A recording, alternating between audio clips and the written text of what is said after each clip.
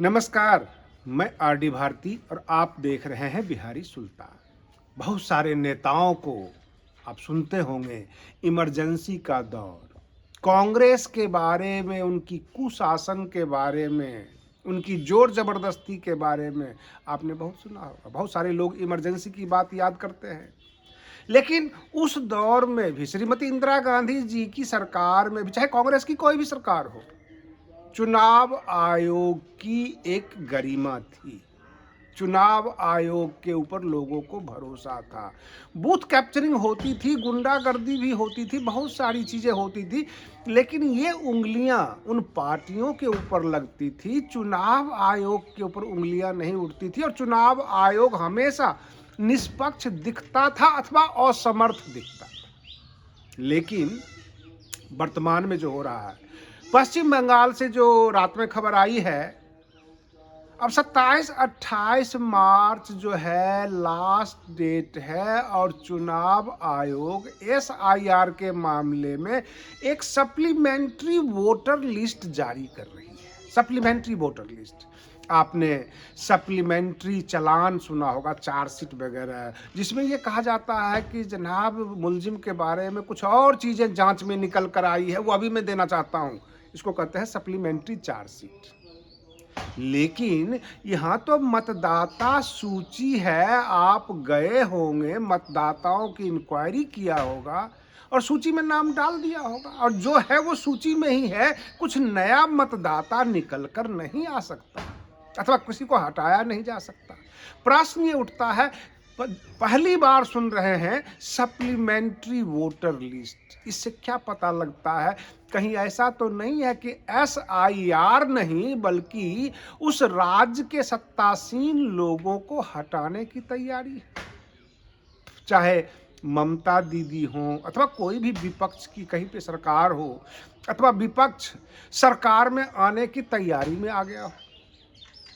क्या उत्तर प्रदेश के 2027 के विधानसभा जब सिर पर आ जाएगा, जब वोटिंग होगी, उससे 10 दिन पहले उत्तर प्रदेश का भी सप्लीमेंट्री वोटर लिस्ट जारी किया जाएगा? क्या उत्तर प्रदेश के जो एससी, एसटी, ओबीसी जो कैडर वोट हैं बसपा के, सबको एसआईआर के बहाने वोटर लिस्ट से निकाल दिया जाएगा और उन्हें ये कह दिया जाएगा आप अपील में जा सकते हैं? हम मान लेते हैं 27-28 को ये फाइनल देंगे। अगर उस मतदाता सूची में, ये मैं बात कर रहा हूं पश्चिम बंगाल की, उस मतदाता सूची में आपका नाम नहीं है, आप अपील कर सकते हैं। क्या अपील का फैसला 23 अप्रैल अथवा 29 अप्रैल से पहले होगा, ताकि वो व्यक्ति अपील में जाकर इस बार का चुनाव में हिस्सा ले सके? अथवा इस बार किसी तरह ममता दीदी को हटाना है, अपील के नाम पे ही कम से कम टीएमसी के 25-50 लाख मतदाता को रोक लेना है, अपील के नाम पे ही किसी तरह भाजपा की सरकार पश्चिम बंगाल में आ जाए। अरे ये तो दादागिरी हो गई, जबरदस्ती आप कुर्सी छीन लीजिए, उस पर जाके बैठ जाइए, चुनाव से तो आप जीत पा नहीं रहे हैं।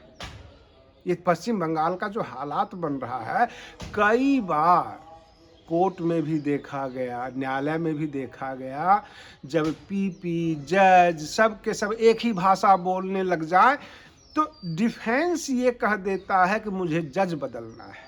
ये सब के सब मिल गए, सब बायस्ड हैं। क्या मैं ये नहीं कह सकता, क्या बंगाल की जनता ये नहीं कह सकती कि चुनाव आयोग, पूरा सिस्टम, पर्यवेक्षक ममता दीदी से वायस्ड है, टीएमसी सरकार से वायस्ड है? किसी तरह टीएमसी सरकार को हटाकर भाजपा की सत्ता लाना चाहते हैं।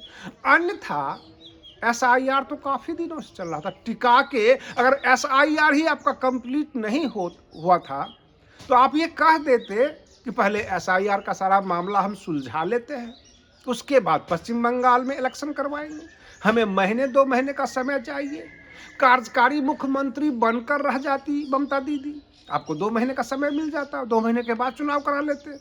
बिल्कुल चुनाव रख देना, मतदाता सूची को, मतदाता सूची से बाहर कर देना मतदाताओं को, फिर उसे ये कहना कि आप अपील में आ सकते हैं, लेकिन चुनाव होगा फिक्स समय पे।